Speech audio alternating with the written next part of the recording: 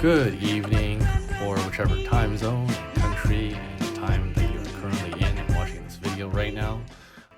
This will be another part of my weekly blog where I talk a bit about coding, a bit about the Reddit post of the week, some news that I've heard, and if there's time, talk a little bit about the person of the week as well. So without further ado, for this week, in terms of coding, I added email subscription to my site and ability to embed a video to my website.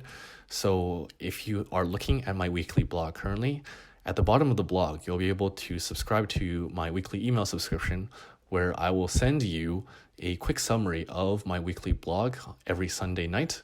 In addition to that, I've also added the ability to embed videos to my website as well. So you'll be able to see this particular video right on the website of my blog once it does get posted. In addition to that, you'll also be able to see all the videos that I link as well. So those are some of the additions that I have added to some of the website functionality for my blog, which was actually fairly easy to do.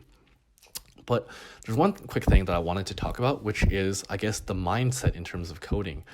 I would say that in general, the way one thinks about programming is actually very different from, I guess, like my academic science-based background, and even in sort of like any sort of academic setting where like a lot of like test taking and content work is more about memorization than trying to figure out the answer sort of on the fly.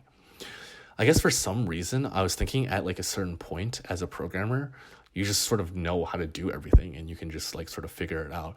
But I've sort of come to the conclusion that it actually doesn't really work like that.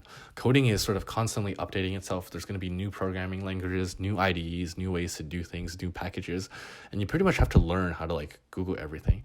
And I guess like in terms of mindset from coding, the shift I'm making is that it's not really about memorization.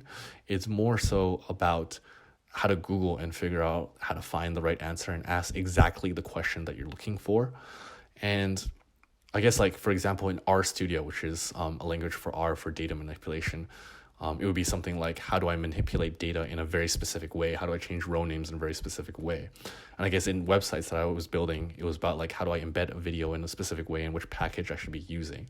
So once you learn how to specifically ask the question or ask what you're looking for, I think that makes it a lot easier in terms of programming. And it was definitely like a mindset shift for me from like pure memorization to figuring out how to Google better.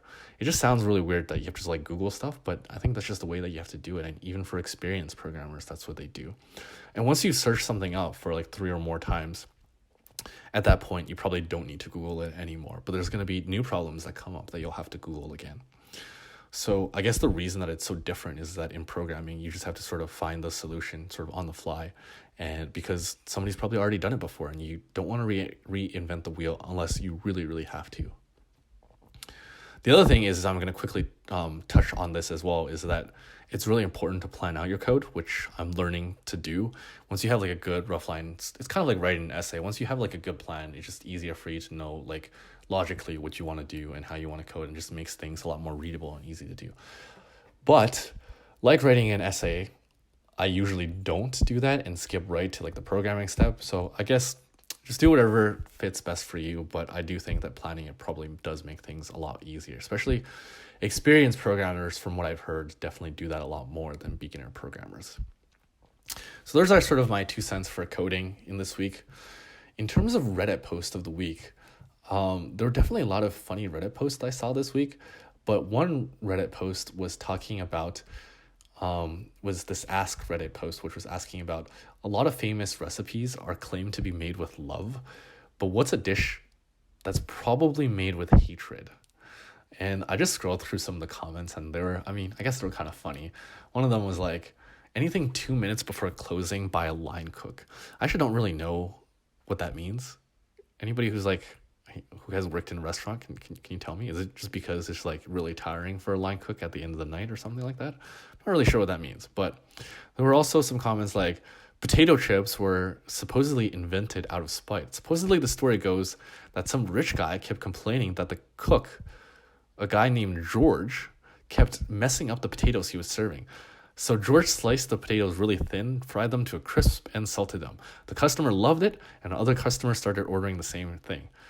It's kind of like that Ratatouille movie where like he cooks something, he adds some extra ingredients, and then like everyone wanted to order it afterwards. Yeah, I know about the foie gras. The old standby used to be famous for it. What does the chef have that's new? So what is that? What is new? You? What do I tell them? Tell them Chef Linguini has prepared something special for them. Don't you dare. I'm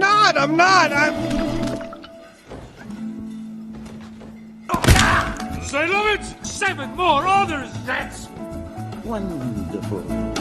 So yeah, that's the scene I'm talking about. So I guess some inventions come from accidental inventions, and then customers are like, I like it, and then it becomes a permanent part of the menu, I guess. Just like that special order in Ratatouille. Okay, so in addition to that, there are some other comments like Haribo sugar-free gummy bears. They're composed of concentrated wrath. I don't really know what that means either. But the fourth thing is extreme hot sauces. They're not made for flavor and enjoyment. They're designed to destroy the mouth, stomach, and whoever eats it. Yes, there is a YouTube channel called Hot Ones, which is people just eating hot wings, and they have all of these different hot sauces. And even though I haven't tried them, it does seem pretty extreme. But it's interesting how it works sort of as like sort of an interview method, because you're doing an activity which is kind of extreme, but you're doing it together with somebody else. And believe it or not, like the interviewer, Sean Evans, is great, and he gets a lot of really interesting answers from celebrities.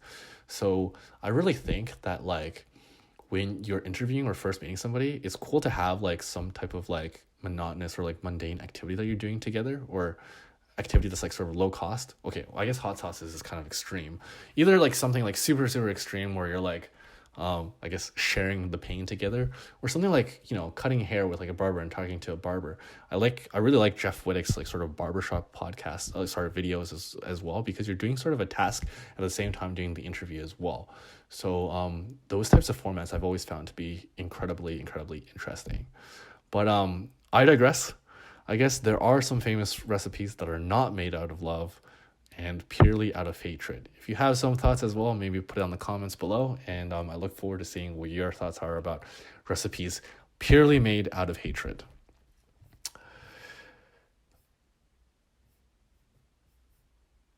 Okay, so with that, I think I'm actually going to end it here for this part of the video. I hope you guys enjoyed this part for Reddit Post of the Week, as well as my thoughts about coding.